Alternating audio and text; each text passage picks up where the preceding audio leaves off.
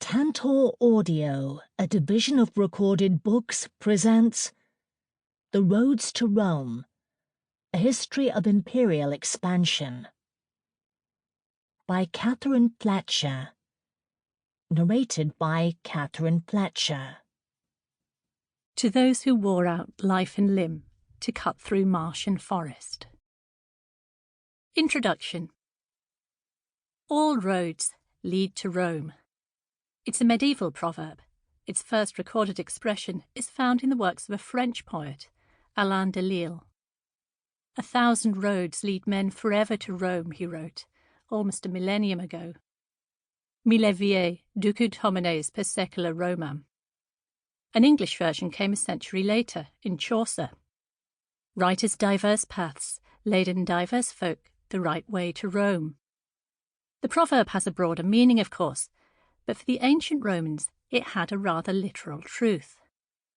Sometime after 20 BCE, the Emperor Augustus inaugurated a monument known as the Golden Milestone in the Forum. This was, wrote Plutarch, the point at which all roads ended. One way or another, those roads led to Rome. The queen of the roads, to quote another ancient writer, Statius, was the Appian Way, leading south and east from Rome to the Adriatic port of Brindisi on Italy's heel.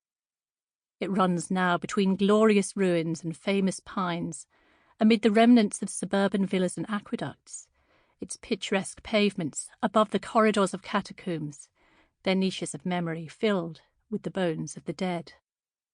There's a backdrop of mountains, a view towards the city. Its palette shifts with the weather, from soft mist to stark sun. It has the sort of calm beauty a grand tourist might have drawn or painted. There's a special light here, a pink haze that clears to reveal ruins in red brick, their lines interrupted by intricate patterns, the secrets of their engineering. Sometimes the trees sway in a breeze, sometimes the prevailing winds impart them a permanent direction. There are never many people in the pictures of this quintessential landscape, just a traveller or two, or a peasant in his vineyard. This is a world of lairs, a palimpsest of history. Travellers have come here, walked or ridden or driven, for over 2 millennia. Here I am, you may think, with everyone who walked this path before me, their footsteps imagined over flagstones. There are ghosts along these roadsides in the memorials and tombs. Here are the lost, the missing, the crossroad haunts. Along the way were shrines to those who watched over the travellers, the goddess Hecate first, St. Christopher later. For all the beauty of the Roman Campagna, the roads were dangerous places. The Appian Way has a soundtrack too. Ottorino Respighi's tone poem, Pines of Rome, written a century ago, recalls the trees of Rome's romantic settings, from the Borghese Gardens to the catacombs in Janicolo Hill. In its final movement, a legion marches in triumph towards the city, down the Via Appia. Robert Graves' 1934 novel, Claudius the God, describes the eponymous emperor standing outside the temple of Capitoline Jove, pointing towards the Appian Way. "Do you see that?" he asks. "That's part of the greatest monument ever built, and though monarchs like Augustus and Tiberius have added to it and kept it in repair, it was first built by a free people, and I have no doubt that it will last as long as the pyramids, besides having proved of infinitely more service to mankind." He goes on, "The Roman road is the greatest monument ever raised to human liberty by a noble and generous people. It runs across mountain, marsh and river. It is built broad, straight and firm. It joins city with city and nation with nation. It is tens of thousands of miles long, and always thronged with grateful travellers." Some decades later, when the characters of Monty Python's Life of Brian discussed what on earth the Romans had ever done for us, the roads came high up the list. Well, yes, obviously the roads. The roads go without saying. Many roads do go without saying. They're not aesthetically exciting. They're functional and mundane. We notice roads when they have problems, a traffic jam or accident. When the journey is smooth, they're not worthy of comment. I noted while researching how rarely the word road is indexed, and yet, for centuries, the Roman roads have been a source of fascination. This book is about how that fascination came to exist and about its implications in both past and present. Besides the obvious practical uses, why have Roman roads been such a persistent cultural presence across so much of Europe? In part, it's because the Romans themselves decided that they should be. Graves Claudius had a point when he called the roads monuments. The milestones beside them kept the names of patrons and emperors alive long after the Romans were gone. The longevity of the road network is remarkable, and its staggering scale conveys Roman power on a level no individual building, however grand, can match. I recall as a child, in between games of I Spy, noting these roads from the sticky back seats of my parents' old Renault 12. As we drove through England, every time we reached a straight stretch, my father would announce it as a Roman road. He had read classics at Oxford, and I suppose at the very least that should equip you to know a Via Romana when you're driving down one. One such road was called Watling Street, though I later learnt that it predated the Romans and they'd remodelled an older British route. The name Watling didn't sound very Roman to me, but its status could be verified by unfolding the map, memorising the order of the folds so as to close it properly later, and checking for the sans serif capitals that in the Ordnance Survey marked each Roman road, sometimes beside its proper name. It mattered, this history, to the map-makers of the British state.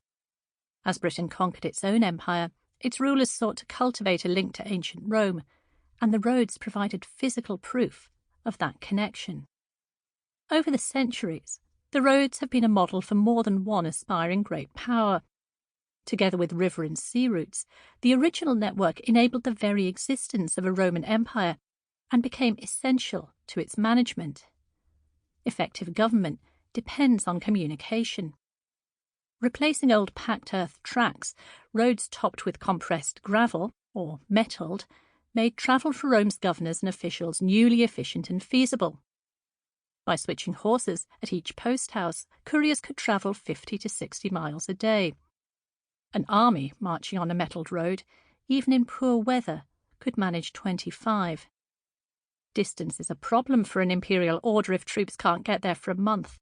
So, for potential rebels, the knowledge that an imperial force is only 24 hours away is a sobering deterrent. Claudius' greatest monument to human liberty clearly needs some qualification. Precise figures for the extent of the Roman road network are hard to come by and depend on which roads are counted. Around 100,000 kilometres seems a fair estimate.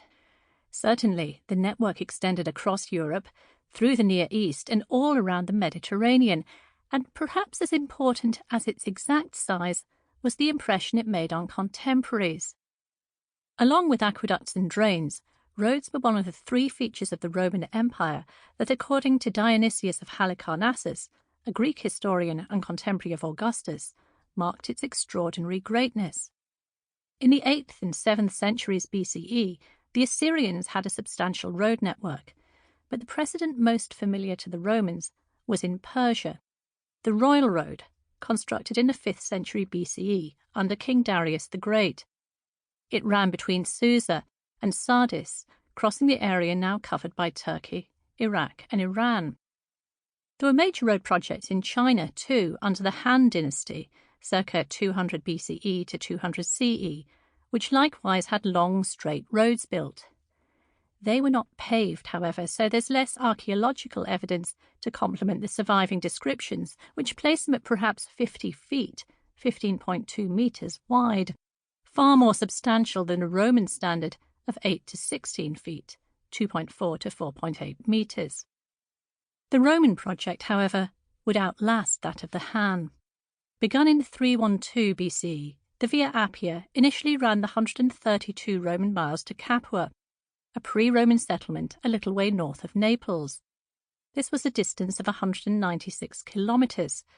The Roman mile, at 1,478 metres, is a little shorter than the modern mile at 1,609. The first 90-kilometre stretch of the Appia, to Terracina, completed in 5 or 6 years, was almost exactly straight.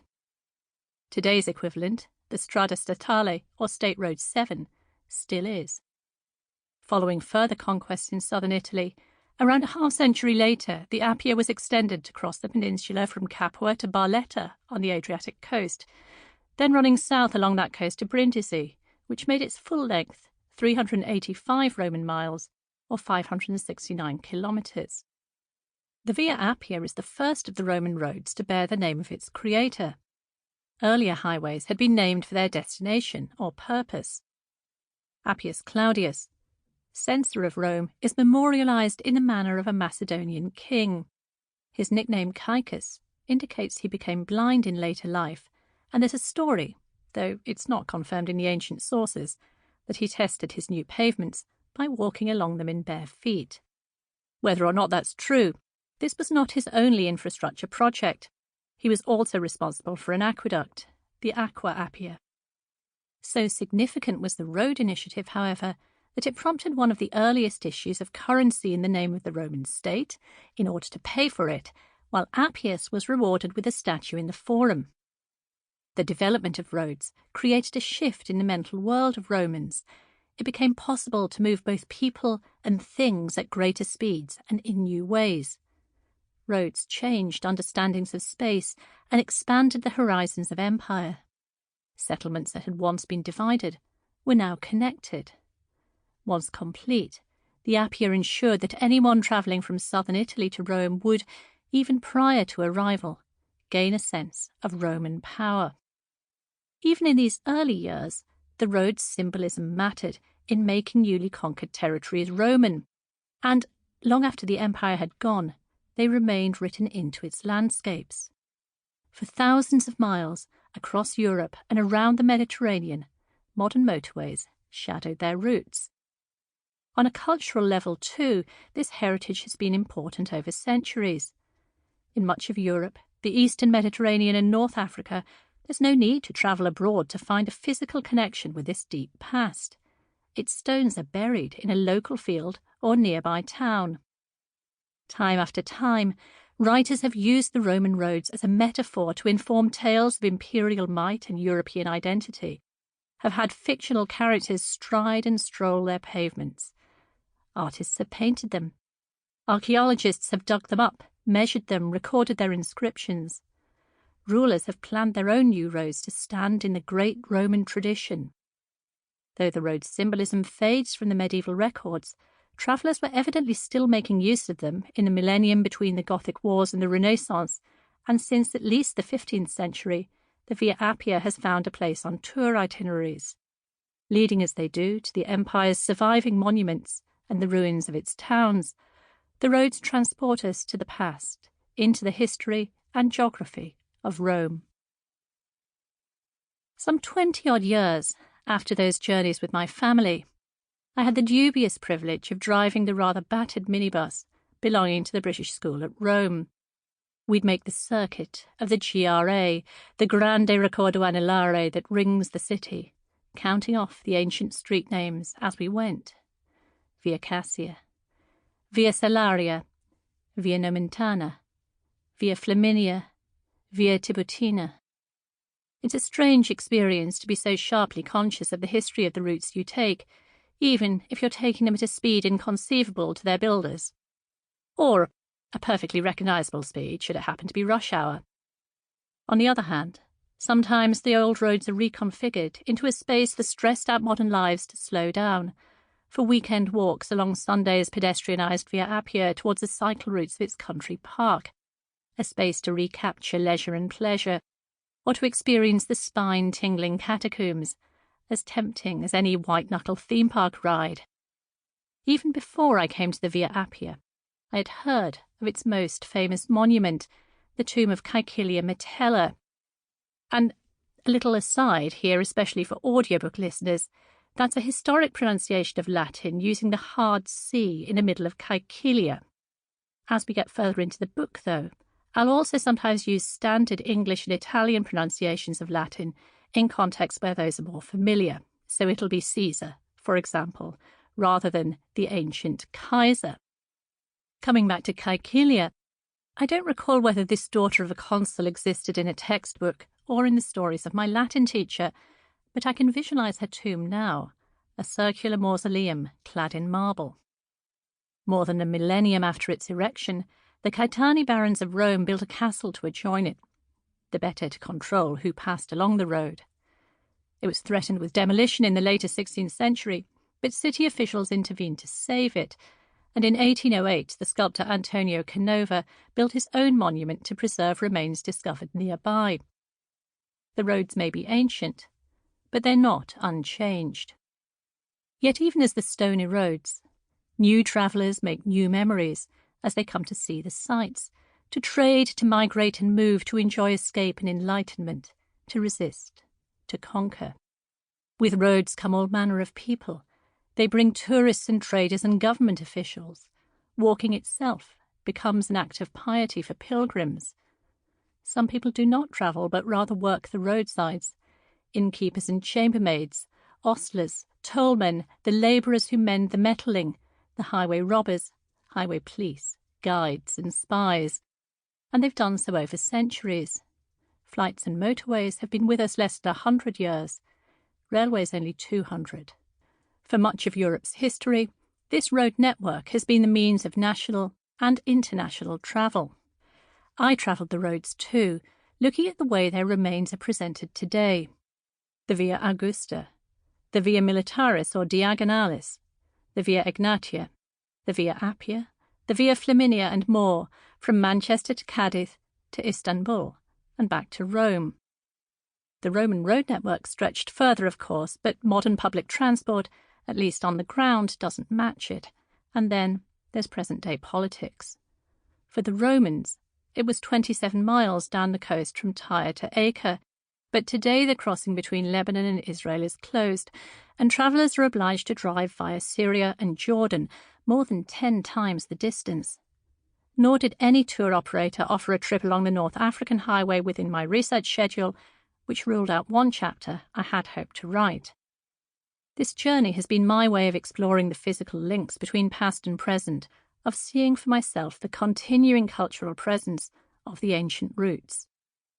Across Europe, there have been lively public debates about how to deal with the legacies of modern empires, from the Saar-Savoy report in France on the restitution of African cultural heritage to research in Britain on the colonial connections of national trust properties, to a project in Italy that maps public monuments with links to empire. Yet Roman roads were the work of an empire too, and by looking at how travellers related to that empire, we can better understand how they related to others, whether Holy Roman, French, British, or Italian. Perhaps by standing back and taking a long view of the foundational European empire, we might find new perspectives. Despite the scale and longevity of the road network, when I began writing this book, I found less existing research than I'd expected. There is a good deal of scholarship on the Roman roads in the ancient period itself, and some outstanding work on fascist-era road projects. For the centuries in between, however, the references tend to be tangential. I found my mentions of roads in passing, in books about the Renaissance en Grand Tour, in biographies of Napoleon and Garibaldi, and went back to the sources for myself to understand the detail. I look at what these travellers say about roads, and also feature some whose interest lies elsewhere. Absences can be as significant as presences.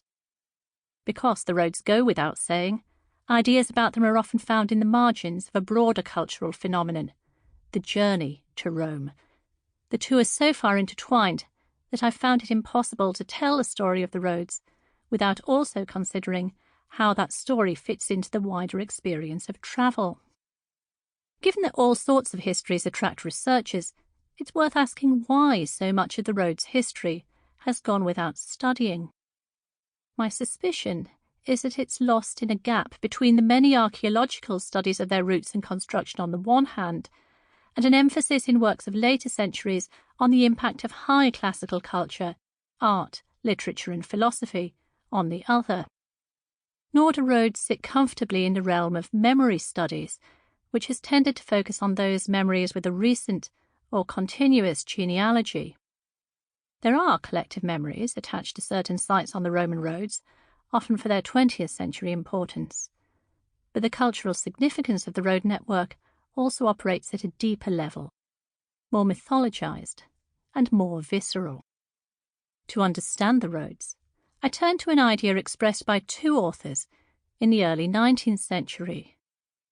One is Germaine de Stael, whose 1807 novel, Corinne, or Italy, inspired by her own travels, tells the story of a love affair between the half-Italian Corinne, a poet, and Oswald, Lord Nelvil. Corinne is a personification of Italy, and the work is centrally concerned with recent politics and the European past. Visiting the Forum, Corinne declares, "The eyes are all-powerful over the soul. After seeing the Roman ruins, we believe in the ancient Romans as if we had lived in their day. Intellectual memories are acquired by study. Memories of the imagination stem from a more immediate, more profound impression which gives life to our thoughts and makes us, as it were, witnesses of what we have learned." Samuel Rogers, writing a journal of his travels to Italy in 1814, likewise wrote of imagination. Of ancient Rome, its roads and aqueducts, its walls and watchtowers, its 7 hills, its campagna and the mountains that skirt it, the river that crosses it and the sea that opens beyond it still remain to us. Many of these things are not only unchanged, but unchangeable. The snow at this moment shines on Soracte. The Tiber winds along from the Apennines to the Tyrrhene Sea, and the sun still continues to rise and set in the same places.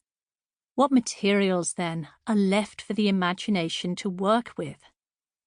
The journey to Rome can be about historical study, but the roads are also a place to imagine, perhaps to dream.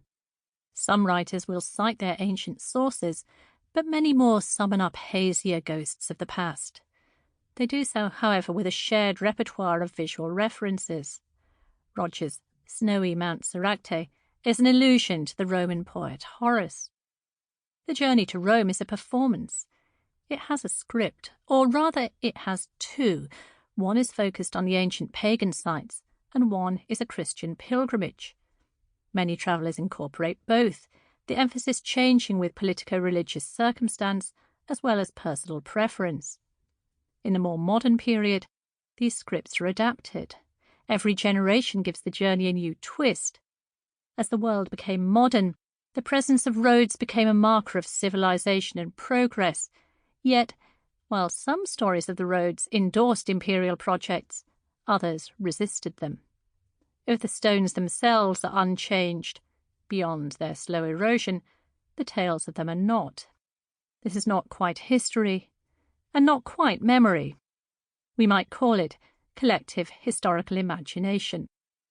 A millennium and a half after the last Roman emperor was deposed, the roads continue to matter. Barely a week goes by without a report on a newly discovered Roman road. It's perhaps because the roads are so omnipresent in our culture that we rarely ask why they have this grip on our imagination. Many travellers simply look ahead to their destination. Beyond those roads that have been picked out for preservation, like the section of the Via Appia immediately south of Rome, or formalised as cultural routes, the Via Francigena, they don't offer tourists a spectacle like the Colosseum or Hadrian's Wall, the arena at Nîmes or the theatre in Cadiz. Still, we're intrigued. As I follow the roads from north to south and east to west and through more than 2 millennia of history, I'm going to look down and ask how and why, across the centuries, these simple slabs of stone have retained such power. Reflecting on his own walk on the Appian Way, Charles Dickens observed that here is a history in every stone that strews the ground. He was right. The story of the Roman roads is the story of Europe and its neighbours, told from beneath our feet. Part 1. An imperishable monument, 350 BCE to 500 CE. Chapter 1. Romans on the roads. To understand why the Roman roads came to carry such significance, we need to start with the basics, the practicalities of their construction, and their imprint on the natural and cultural landscape. The first Roman road known to have been paved was not a long-distance route, but a shorter stretch in town, the Clivo dei Publici, which can still be walked today. Named for Lucius and Marcus Publicius, the public officials who established it in 238 BCE, during the Republican period, nearly 2 centuries before Julius Caesar came to power, it leads up onto the Aventine Hill from the Circus Maximus, though the original Clivus Publicius continued further down to the Forum Boarium, Rome's cattle market. The commission of a road put the name of these men quite literally on the map. The modern road is not inspiring. The flagstones are gone or buried, and busy traffic at a nearby intersection clogs the air with exhaust fumes. This is one of the cheaper central places to park, and cars are lined up on both sides of the street, miniature smart two-seaters turned nose in, against what might be ancient walls. There a line of people has formed waiting to peer through the famous keyhole that frames a view of St. Peter's Basilica. The view, not the street, is the highlight of this part of town. There's nothing to mark the road's interest. The Circus Maximus is ready with staging for an upcoming rock concert. I cut down around the Palatine Hill to the Forum, where all that remains of the golden milestone is a plinth, marked with a plaque. Archaeologists aren't convinced that these unassuming chunks of stone are even related to the monument. They seem too large for something in the shape of a milestone, unless it was absolutely giant. Nor are they sure what exactly was inscribed on it. The theory that it gave roads and distances is a modern one. One possibility is that it listed those roads leading from Rome and the curatores viarum responsible for their upkeep. Whatever the milestone looked like, ancient Rome depended on an effective transport network to bring in supplies from the surrounding area, from food to building materials. The Via Salaria provided a route in one direction to the coastal salt marshes of Ostia. In Latin, sal means salt, and in the other led up into the Apennines, the mountainous spine of Italy. Some essential goods could be transported by river, for example, along the Anio, now Aniene, from the hilltop town of Tivoli that lay to Rome's east. But in 30 BC, the road to Tivoli, the Via Tiburtina, was widened, suggesting that the river was no longer an adequate means of transport for the travertine produced by its quarries for projects like the Colosseum. In building the roads, the Romans did not start from nowhere. There were significant networks already on the Italian peninsula, and in some places, such as southern Etruria, road engineers had a level of skill to match the early Romans. The Etruscan town of Marzabotto, for example, near Bologna, has a street design on a grid with drains to either side of its roads. Where the Romans departed from these predecessors was in the development of longer distance routes linking Rome to its newly conquered territories. The Via Latina, which led south to Benevento, connected the city with Latium, now Lazio. While the Via Appia is better known, the Via Latina, established a few years earlier, was the first planned Roman road, formed part of what's now the Via Casalina. Those who benefited most from the road network in its earliest stages, the 6th to 4th centuries BCE, were the people who travelled to Rome for political reasons. Road building also redistributed resources back to the regions, but the main early links were between the centres of western and central Italy, particularly the wealthy coastal cities. Metalled roads made the largest difference to those who used wheeled transport, that is, the better off, and moreover guaranteed their safety thanks to the administrative role of the army in road management. Roads helped, in short, to unify the Italian elites. Roads were also vital in the conduct of war, which saw many less wealthy people travel extended distances. As the Greek historian Polybius' account of the Punic Wars between Rome and Carthage makes clear, they were the means of moving masses of soldiers across the lands of the growing empire. numbers during the Second Punic War of 218 to 201 BC. Sample complete. Ready to continue?